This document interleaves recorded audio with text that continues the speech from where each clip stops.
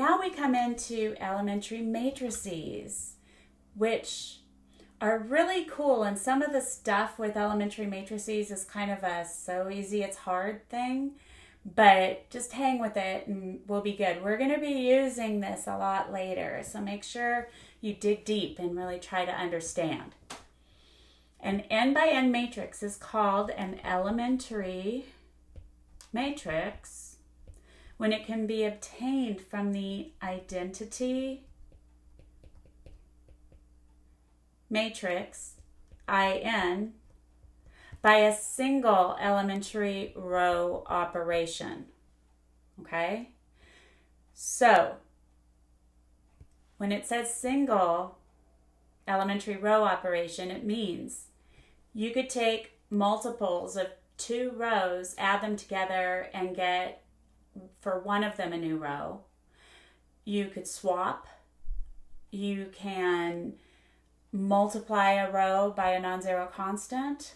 Okay, you can add rows that haven't been multiplied by a constant, but only one change can be made to one row when we write it out, okay, at the end. So let's check it out. A equals 2, negative 1, 0, 2.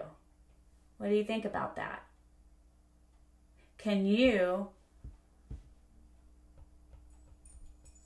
use this matrix that's I2 and do a single row operation to get A? No, right? Because you've got all these changes going on. There's no way to do it. Okay?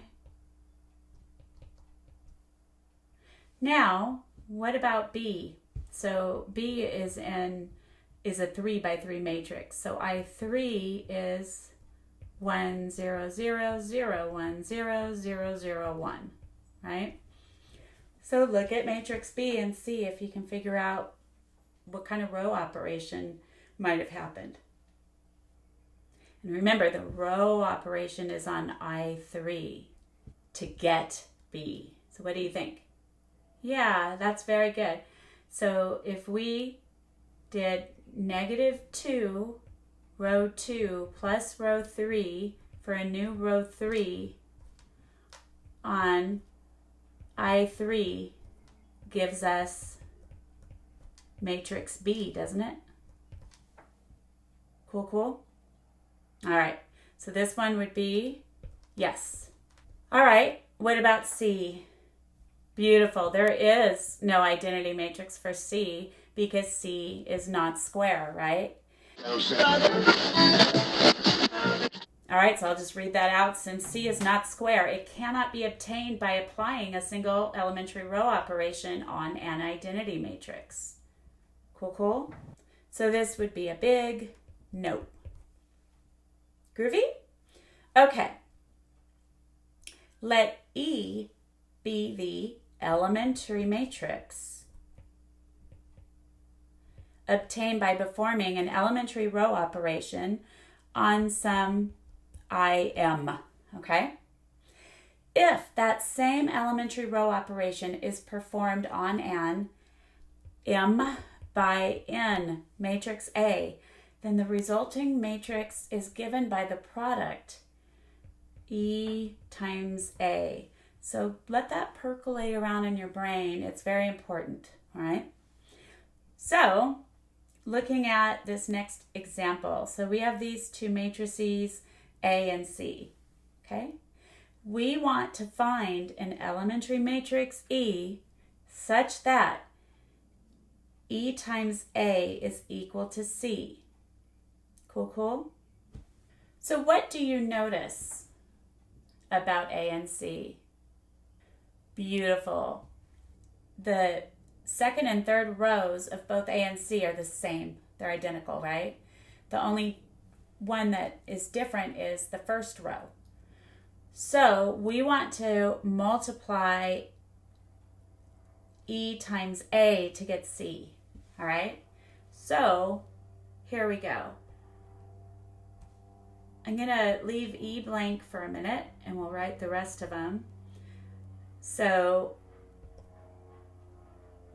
A is 1, 2, negative 3, 0, 1, 2, negative 1, 2, and 0. We want this to equal to the C matrix, which is 0, 4, negative 3, 0, 1, 2, and negative 1, 2, and 0. Okay, so we need to use an elementary matrix, right? Well, we don't know what the first row should be, but we do know that we don't want to change the second and third rows, right? So why don't we just call this E11, E12, and E13? And then we can figure out what we would get for each of those in order to obtain matrix C when we multiply E times A. Cool, cool? All right, well, what do you find out here? I mean, if you just do the multiplication by hand, this is why I forced you to do so. All right, let's multiply the two matrices on the left together. So that's our E times our A. And we'll end up getting 1E11 plus 0E12 minus 1E13 for our first entry. First row, first column. First row, second column will have 2E11 plus 1E12 plus 2E13. And for our first row, third entry, we will have negative 3E11 plus 2E12 plus 0E13. Now, as you'll see, the next entries are going to be super easy. Since we have our identity matrix, what happens is we're just going to get each of those rows in A back. So since we're multiplying, by effectively the identity matrix for I3 for these second two rows, we'll just get back what's in the second two rows of A. So feel free to verify that.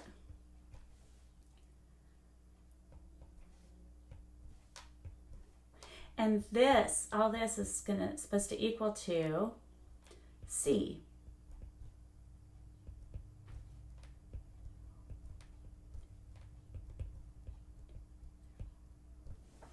Cool, cool? Huh.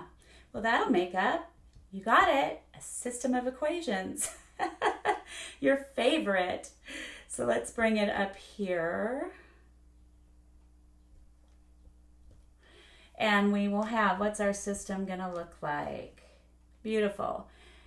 E11 minus E13 has to equal to 0. I'm just equating corresponding entries. So E11 minus E13 has to be 0.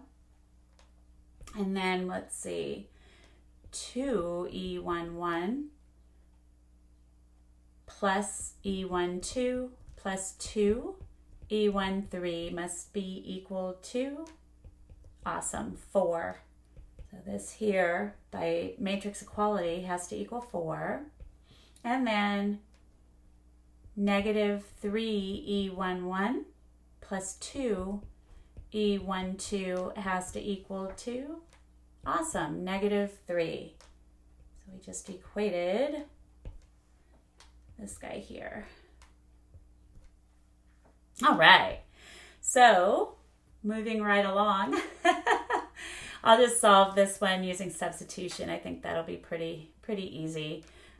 This one's going to give us E13 is going to equal to E11. I'm going to get everything in terms of E11 so we can solve this because I saw that E11 is also starring in the third row. So E12, once we isolate it, will be what? Be careful. It'll be equal to, awesome, 3 halves E11 minus 3 halves. Cool so far? So I'm going to bring this one down here, row 2 down here, and substitute in what we found. So we'll have 2E11 plus, what was E12? Awesome. 3 halves E11 minus 3 halves. So we had gotten E12 here. And for E12, I'm putting in our expression in terms of E11. And then plus 2 E13, but E13 was equal to E11, right?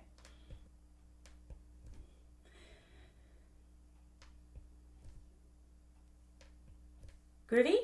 All right. Next up, we have to set it equal to 4 or we won't have our equation. Okay, so the 2E11 plus 2E11 gives us 4E11, and then when we add, what would it be? 3 halves E11, we end up getting, beautiful, 11 halves E11 is equal to, and then we're going to be adding 3 halves to the 4, so we'll get 11 halves. Cool, cool? Well, what does that mean? That means that E11 must be 1. Awesome.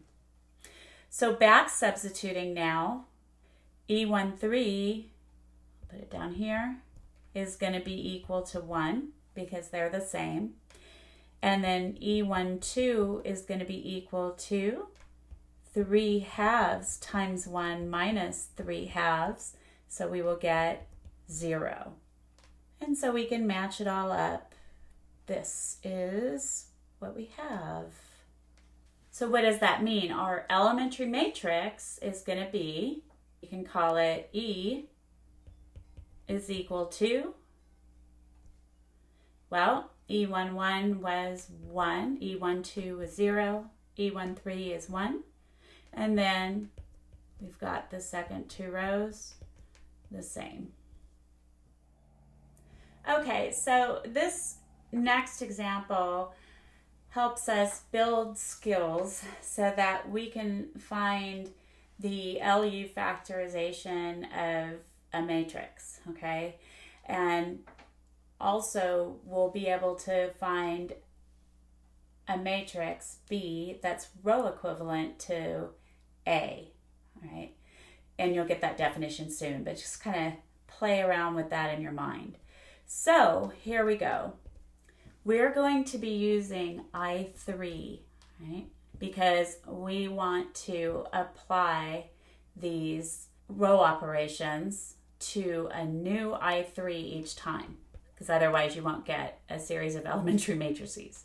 So I3, if you recall, is 1, 0, 0, 0, 1, 0, 0, 0, 1. Okay? Now, my goal here for this one is to get the matrix A in row echelon form. Well, what do you think we ought to do? I see a pretty easy way, right? If we swap row 1 and row 2, we can get the desired zeros, right? So keep in mind what you did. So we swapped row 1 and row 2. So for A, what are we going to get? We're going to get 1, negative 1, 2, negative 2, 0, 3, negative 3, and 6, and then 0, 0, 2, 2. Cool, cool? So we did a swap. So coming here to our elementary matrix that we get, all right, we're going to get, actually I'm going to lower these. The command that we used was we just swapped. And our resulting elementary matrix, call it E1, is going to be a swap of the rows 1 and 2 in I3. So 0, 1, 0, 1, 0, 0, 0, 0, 1. That's our first elementary matrix. Cool, cool? What's our next step? Very good. We want row echelon form, which means we have our leading ones on that diagonal of the coefficient part of the matrix. So here, if I do 1/3 row 2 for a new row 2, and you can only do one at a time in this exercise because we are getting our new elementary matrix.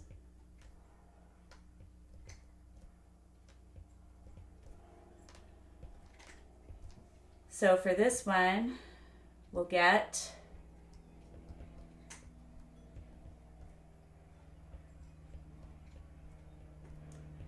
our new row 2 is going to be 0, 1, -1, and 2. Cool, cool? Okay, so what's going to happen to our elementary matrix? You don't do this change, this 1/3 row 2 for a new row 2 on your E1. You go back to I3 and do it on I3.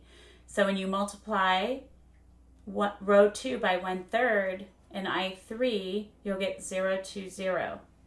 So this one will be 1, 0, 0. The third row will be 0, 0, 1. And then your new second row will be 0, 1/3, 0. Cool, cool? So each time to get your new elementary matrix, you go to the original I3. Groovy? All right, there's just one more thing to do. We need to just multiply 1/2 times row 3 for a new row 3. And we'll get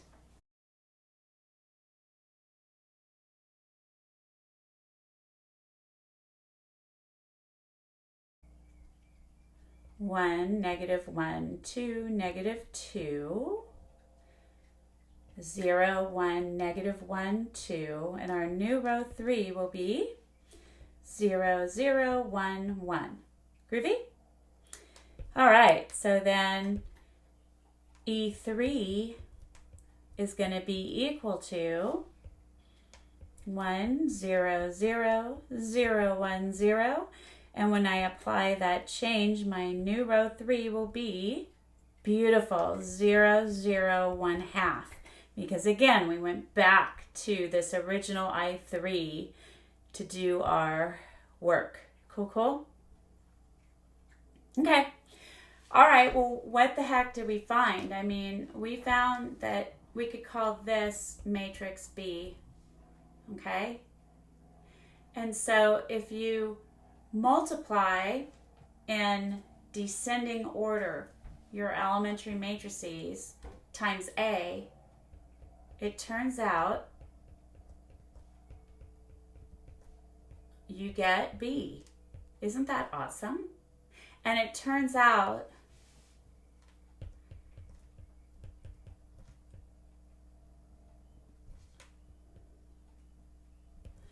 that B is row equivalent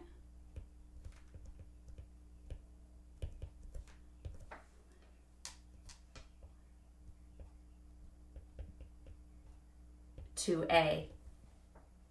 Cool, cool? So here we go. Definition of row equivalence. Let A and B be M by N matrices. Matrix B is row equivalent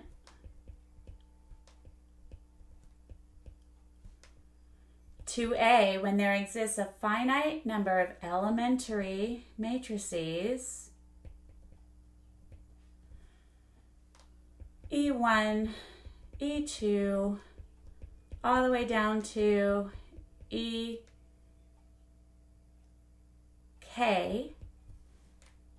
such that B is equal to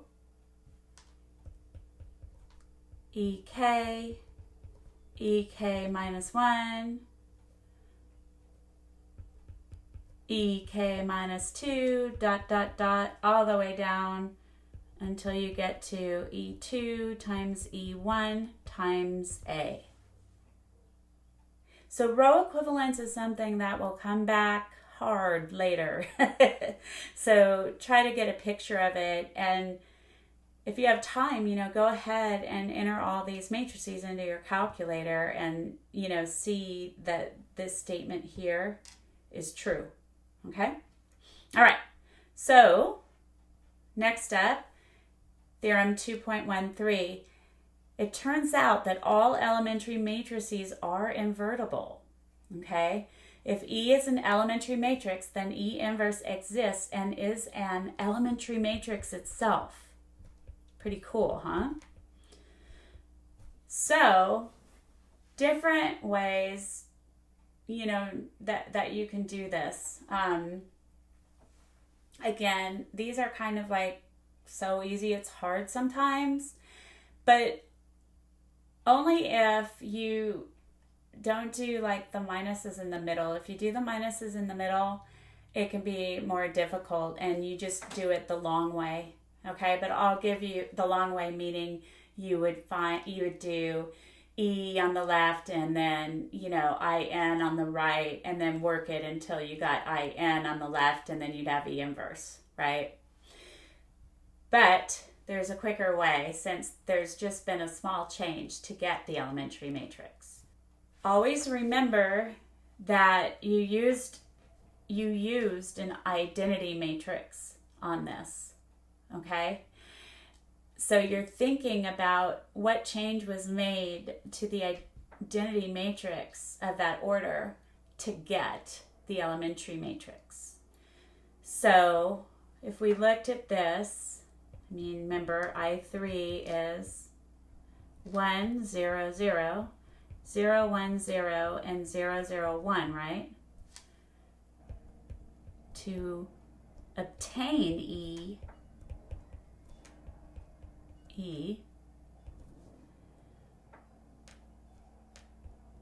we would do what? Multiplied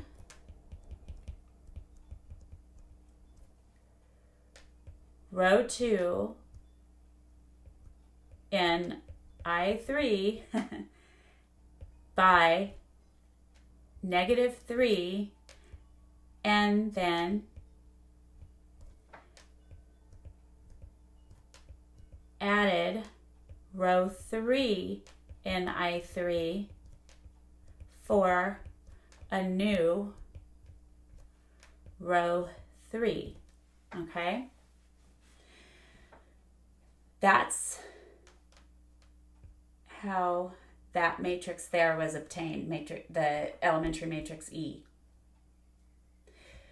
Okay, well, we want to undo it, right? In general,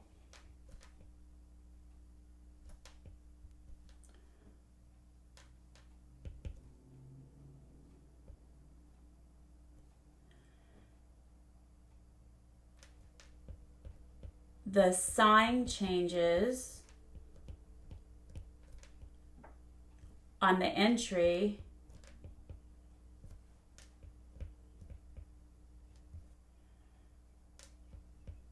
from the row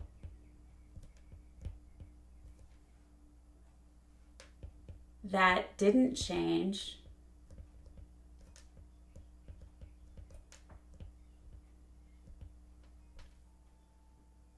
and all entries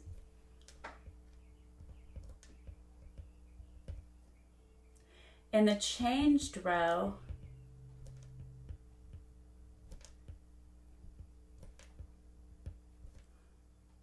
are multiplied by the reciprocal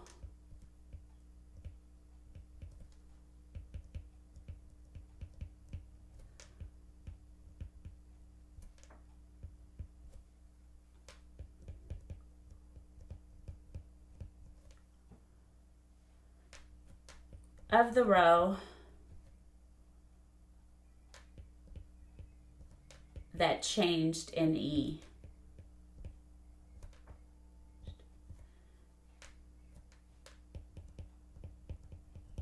And this is, so we need to think about what entries would have been affected by multiplying I3, okay, we're back to I3, by multiplying I3 by -3, okay? Notice that I3, the only entry that changes is the middle one here. That's how we got, when we added row 2 and row 3 with that multiple, that's how we got the -3. The other two entries were not affected, right? So, therefore, all we have to do is change the sign. So, E inverse in this one is equal to 1, 0, 0, 0, 1, 0, and then 0, positive 3, 1. Cool, cool? And you can test that by multiplying. And so that gives us our result here. So these are just some tips here, okay? Now let's take a look at equivalent conditions. Don't worry, we're going to have more practice in a minute. So if A is an n by n matrix, then the following statements are equivalent. So what this means is that if one of them is true and A is an n by n matrix, then they're all true, okay? So A is invertible. So remember, just because A is n by n doesn't mean it's invertible. But if it's one of these things, 5 things, it's all of them. AX equal to B has a unique solution for every n by 1 column matrix B. A times X equal to the 0 vector, the 0 matrix, has only the trivial solution. So remember, trivial means that x1 equals x2 equals ... equals xn equals 0. It's going to be at the origin. And what else? A is row equivalent.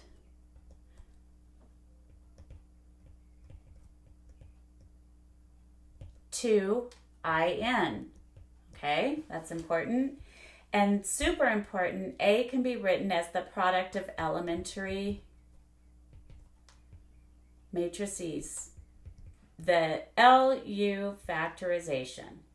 So what this means, the L is for lower, the U is for upper. Cool, cool? A 3, as an example, a 3 by 3 lower triangular matrix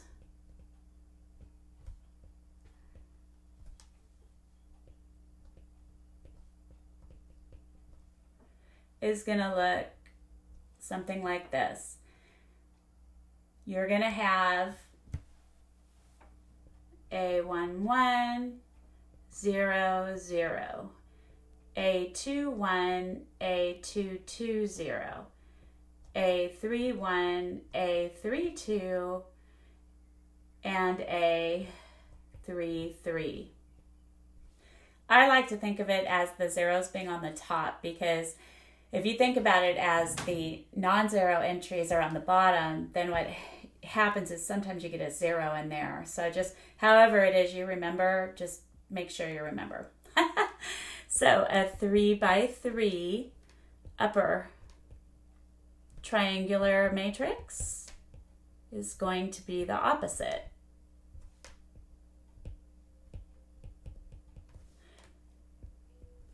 This is what you've been getting to solve systems, right? This is the REF form. So you would have A11, A12, A13, 0, A22, A23, 0, 0, A33. Groovy? All right, so here we go. We are going to find this LU factorization. What does this mean?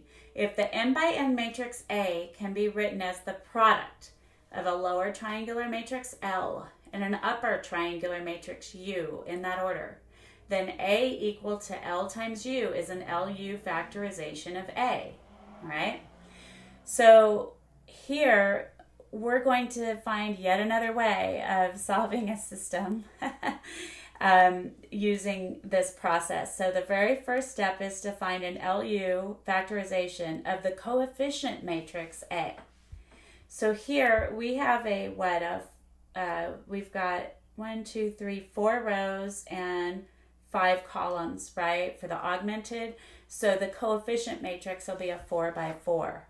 So that means we're going to be needing to use I4 to find our elementary matrices, and I4 looks like this.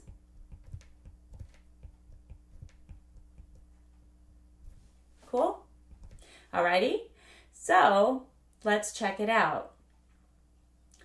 First off, our job is to find A. Okay, so this is number 1. So let's start off by identifying A, and that's just our coefficient matrix. So 2, 0, 0, 0, and then we don't put the matrix of constants on there, okay? And then we're going to have what? -2, 1, -1, 0, 6, 2, 1, 0, and 0, 0, 0, -1. Groovy? Okay, so let me tell you something. The trick here is you need to find the upper triangular matrix. So just as if you were trying to get the REF format of this matrix, that gives you your upper triangular matrix. So you need to do that one, okay? So we're going to do this again using our elementary matrices. And I left a lot of room for us to work, so we'll have plenty of room. So remember, all of our changes are from I4. Cool, cool? So now let's do it. What are we doing first to A? Beautiful. We want to get a 0 where that 6 is, so in the 3rd row, 1st column. But actually, just to make things simple, let's do this. Let's multiply row 1 by 1/2. So 1/2 row 1 for a new row 1. And when we do that, we will get, so I'll rewrite the rows that are not changing.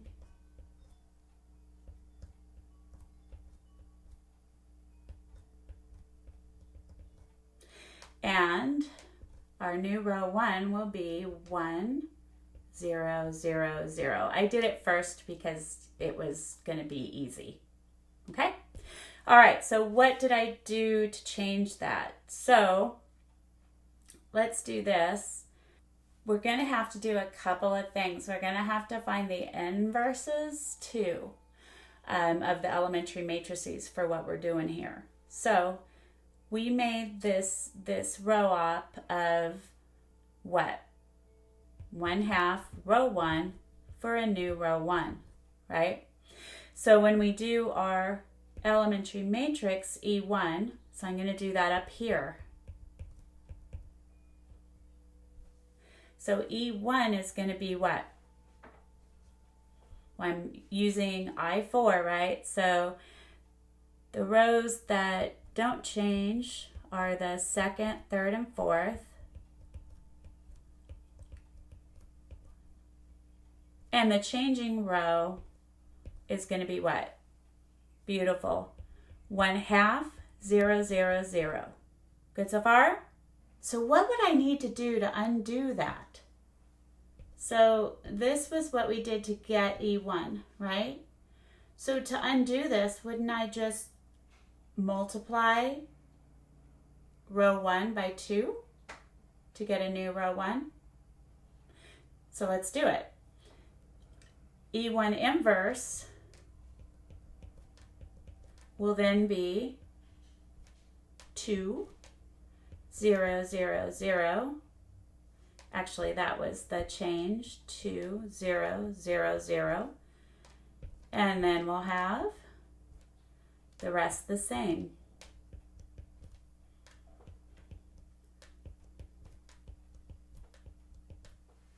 Cool, cool? All right. So now we've got that squared away. And the change we made was to do our 2 row 1 for a new row 1. And remember that 2 row 1 for a new row 1, it's on the identity, right? We are now going to go to our next operation. So our next operation for this one is going to be what? We got to start zeroing stuff out, right? So here, if I do So if I do row 2 plus 2 row 1 for a new row 2, what am I going to end up with? Beautiful. I'm going to have my same row 1. I will have a different row 2, so let me fill in row 3 and row 4. Okay, so my new row 2 is going to be 0, because we'll have 2 plus -2, or actually in the order I did it, -2 plus 2, and then we'll have 1 plus 0 is 1, -1 plus 0 is -1, and 0 plus 0 is 0, right? Pretty easy peasy. Okay, now let's look what happens to the elementary matrix. Okay, so for our command here, we just had our row 2 plus 2 row 1 for a new row 2. Cool so far? So our elementary matrix then will be, and this will be E2. So E2 is going to be, and remember we're doing this operation on I4. So we're coming back to this guy. So what's going to happen? My row 1 is going to stay the same, right? My row 3 is going to stay the same, and my row 4 is going to stay the same as the I4 matrix. But my row 2 is going to change. So if I double row 1, right, I'm going to get a 2 here when I add it to row 2. And then I'll have my 1 that's normally there for row 2 of the I4 matrix. And then these will both be 0. Okay, so now to get the inverse for E2, what we have to think about is what we did to transform this one. We added 2 times row 1 to row 2 to make a new row 2. And so here we don't need to multiply by the reciprocal. What we need to do is add the opposite of the change. Does that make sense? So our inverse will be found by doing row 2 plus -2 row 1 for a new row 2. And that'll end up being E2 inverse. And then our first row will stay the same. Our second row is the one that's changing, so our third row will be the same, and our fourth row will be the same. And our new second row is going to be what? Beautiful. -2 and then 1, 0, 0. Cool, cool? All right. For the next operations, I'm going to go ahead and be quiet so that you can try it on your own, and I can speed up the video for you. Remember, you can always slow it down on YouTube if you need it to go slower. All right, good luck.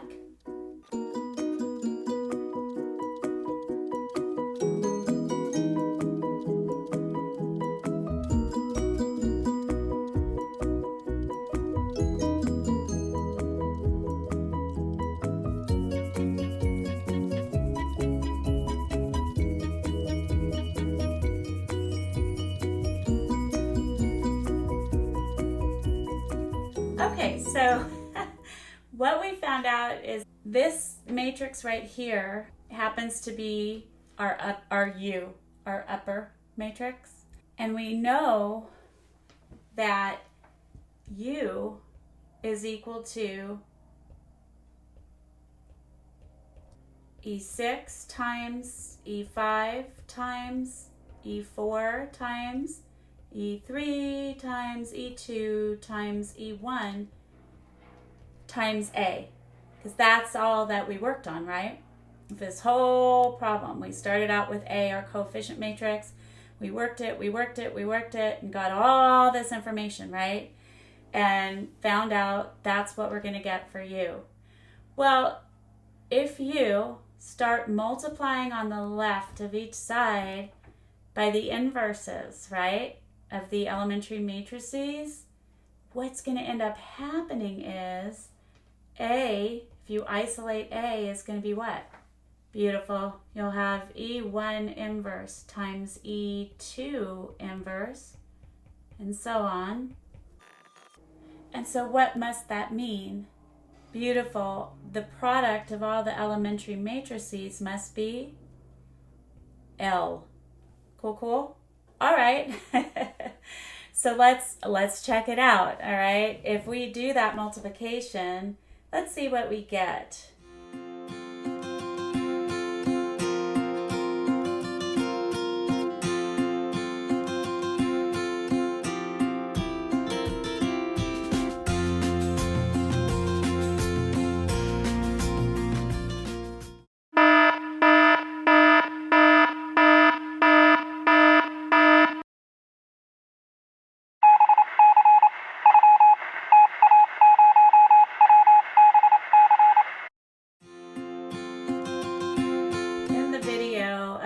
How I entered all these in, I entered in the E3 inverse incorrectly, so this is not the correct one. And as you see, when I did my L times U, look what happened. I didn't get A, right? Because A is supposed to equal to L times U, but what happened is A was what? 2, 0, 0, 0, negative 2, 1, negative 1, 0, 6, 2, 1, 0, and then 0, 0, 0, negative 1. And that's certainly not equal to this one, right? Because this has a negative 6. That's the only one that's different. So, okay, I went through and I saw that I was kind of entering these matrices in by memory, and I saw that, oops, I did that E3 inverse wrong. So then I went and I entered in a new E3 inverse, okay? And then I tried it again, but notice I got the same thing for L. That's because I had already named L that product that was done. It didn't take into account the new E3. So this L was not the result of the product of all those inverses, as I found, because I still got the same wrong LU. So I re-entered what L should be as far in terms of the products, and then I got the correct L, and then when I multiplied L times U, it turned out as A. So long story short, what we got was A was equal to L times U, which is equal to our L. So A was equal to our new L, which was 2, 0, 0, 0, negative 2, 1, 0, 0, 6, 2, 3, 0, and 0, 0, 0, negative 1. That's L. And then our U was, where did our U go? 1, 0, 0, 0, 0, 1, negative 1, 0. and let's see, 0, 0, 1, 0, and 0, 0, 0, 1. Groovy? And that is the answer to part 1, which is the LU factorization. Yay! We want to solve the whole system, or we want to solve a times x is equal to b. And so you do that by utilizing the lower and the upper matrix. And you first need to do the lower times some y matrix is equal to b. The lower matrix times some y is equal to b. Just to recap, our lower matrix L is 2, 0, 0, 0, negative 2, 1, 0, 0, and 6, 2, 3, 0, and 0, 0, 0, negative 1. We don't know what y is, but we know there's got to be 4 of them. So y1, y2, y3, and y4. And I know that because I have a 4 by 4 coefficient matrix. And then that's got to equal to our B matrix. Well, our B matrix from the very beginning of the problem is 4, negative 4, 15, and negative 1. Cool, cool. All right, so how would I solve this one? I mean, it's already set up, right, where you can back substitute. I mean, do you see that I'd have 2 times y1 equals 4, negative 2y1 plus y2 is negative 4, 6y1 plus 2y2 plus 3y3 has to be equal to 15, and then negative y4 is equal to negative 1.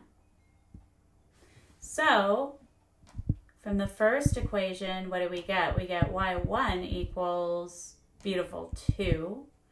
The second equation, we'd get that y4 is equal to 1. Okay? And then back substituting, let's see what we have. We'd have negative 2 times y1 plus y2 has to equal to negative 4.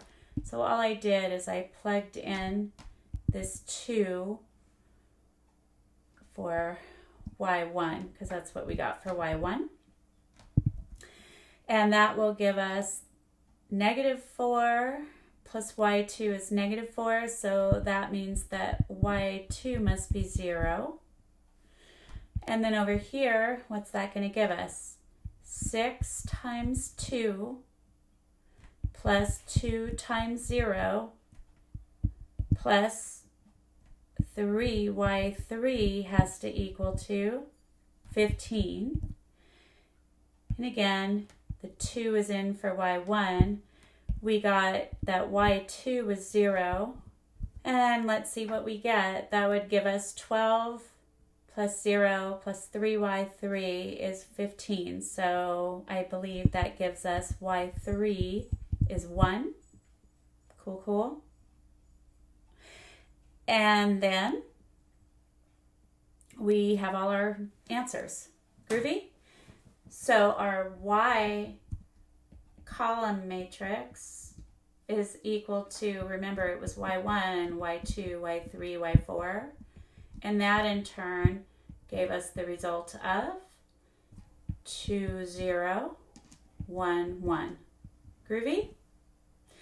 Okay, so our next job was we needed to take our upper matrix U, so this is part 3, so U times the matrix X is going to equal to the matrix Y, okay?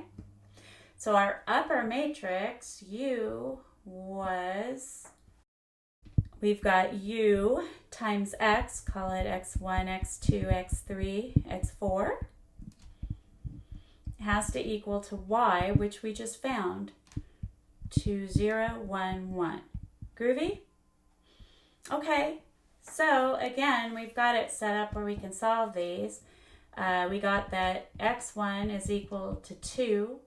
x2 minus x3 is going to be equal to 0. x3 is equal to 1. And x4 is also equal to 1. So we just need to work with this one here. X2 is going to equal to x3, which equals 1. Cool, cool. So in this one, x3 was 1. Groovy?